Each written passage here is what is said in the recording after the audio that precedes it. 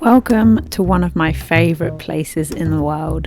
This tiny, orderly island enviably combines modernity with history. Well-loved food courts, or hawker centres as they're known here, sit under towering high-rises. But as much as I could talk about the architecture, the landscape, the contrasts all day long, that's not why we're here, of course. We're here in Singapore to talk language.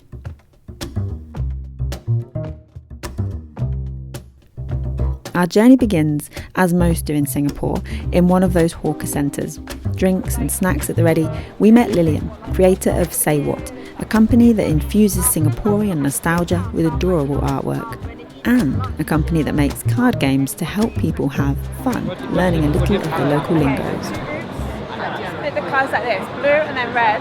You read it out loud and your team has to guess what that sentence is. You have to get as many pairs correct as you can for your team. Then the other team plays. Yeah. Okay. So what happens is you take each card and you need to say out the particular word of it. Okay, so I just say the word? Yeah. And then do I say the sentence? No. Unless they don't understand, then you give an example of a sentence or act it out. Yeah. Okay. Next one says lobang.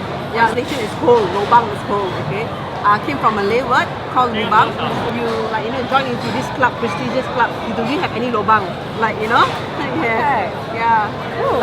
There's English, there's the sort of lingua franca, would that be the correct term? Yeah, so what happens is if for business wise, people will speak in English, to maybe in the office or more of a formal kind of way. But within each other, if you realize that a lot of some Chinese, they don't speak to each other in their own dialects or Chinese.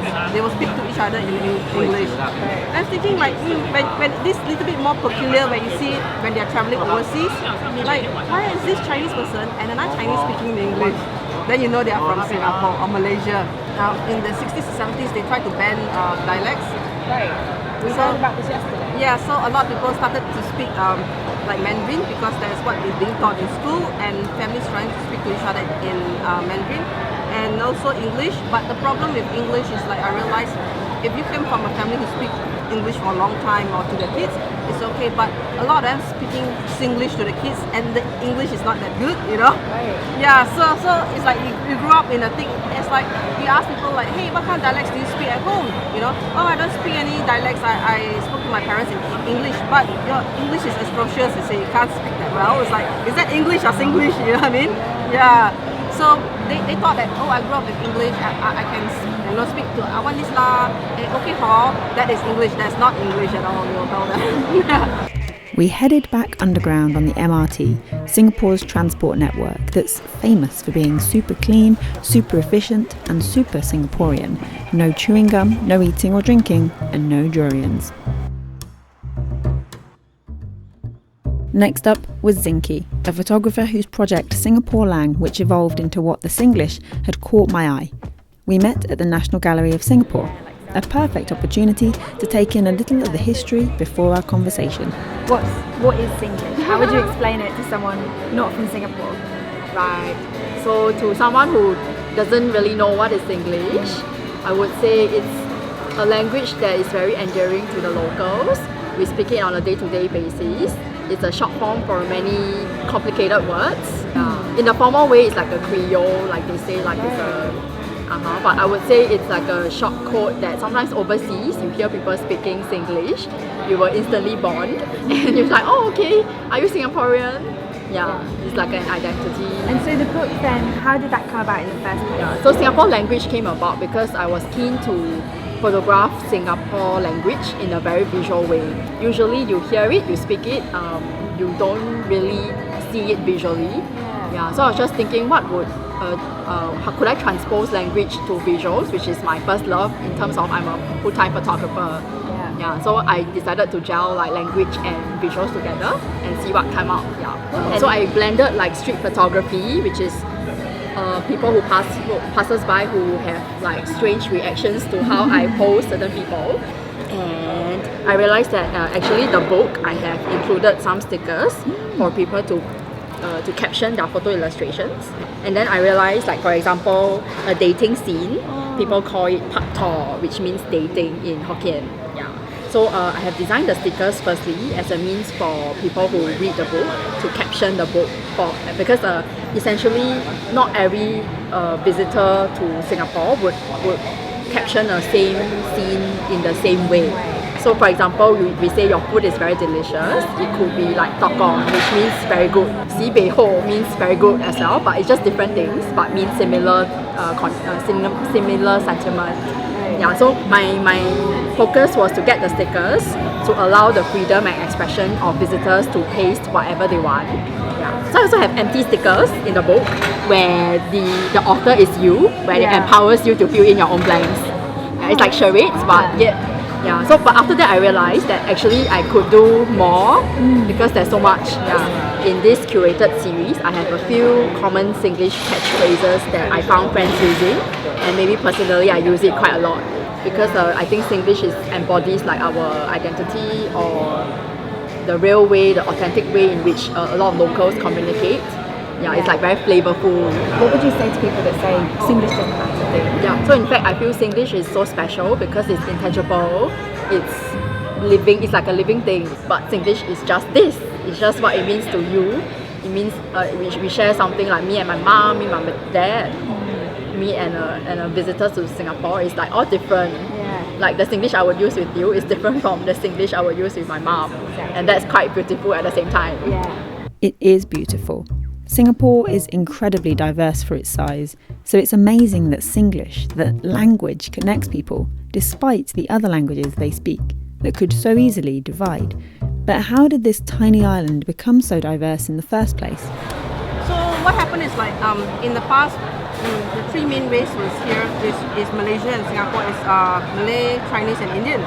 And all the history, how the Indian came here is because of the spice route. And also about building a lot of railway tracks, The Chinese came for mining, they came for like businesses as well, Malayan business from China to here. And way before that, the Chinese was here because of a princess called Hang Lipo. So of course she bring all her entourage in a big giant boat, kind of thing. And all these people who settle here, then they become part of the thing. So some of them married to the local ladies, and they never bring, of course, ladies to come here at time. And that was the early part, and that how they set up to become the Peranakan, the Baba Nyonya, if you heard of it. Right, a lot of them. these words, so they're very famous in Penang and Malacca and also Singapore. Singapore, the area they are in is actually in Katong.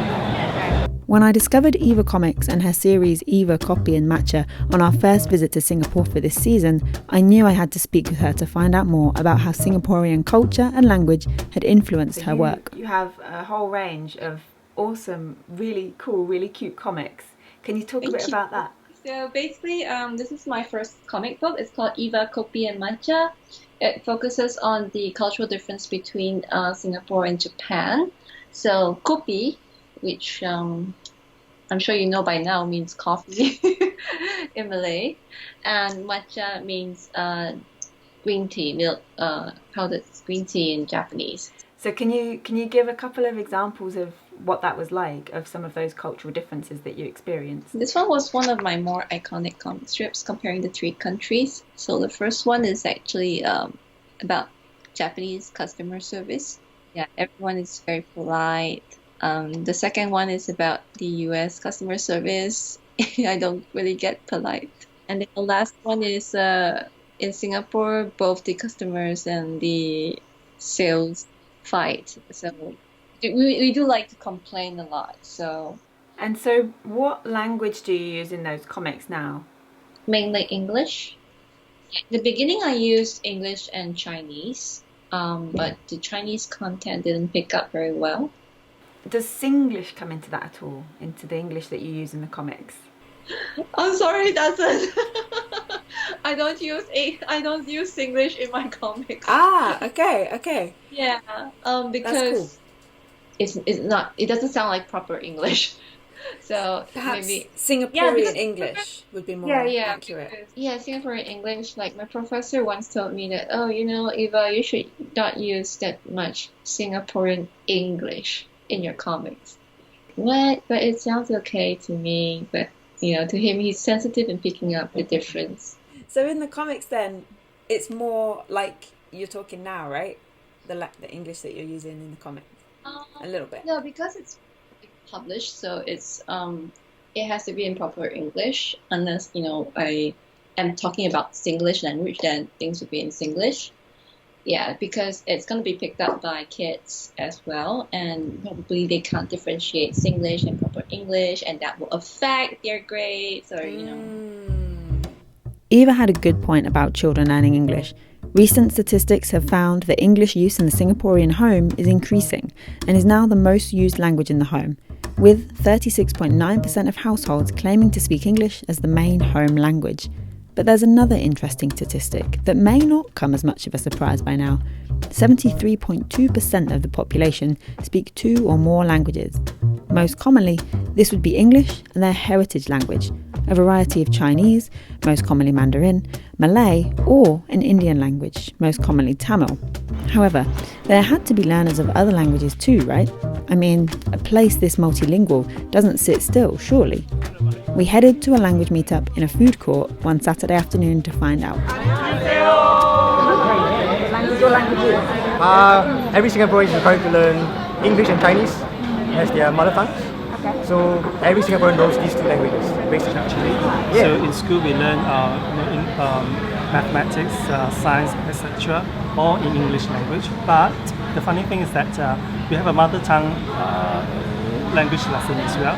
So if I'm a Chinese, I'll learn Mandarin in more of the lessons. And if I'm a Malay person, I'll learn Malay language. If I'm Indian, I'll learn Tamil. So when we have mother tongue language period, different races will go to different classes to learn their mother tongue language. And then after that, they'll come back together to learn science and English or maths and English. Well, the first language I learned was Tamil. Tamil? Tamil, yes.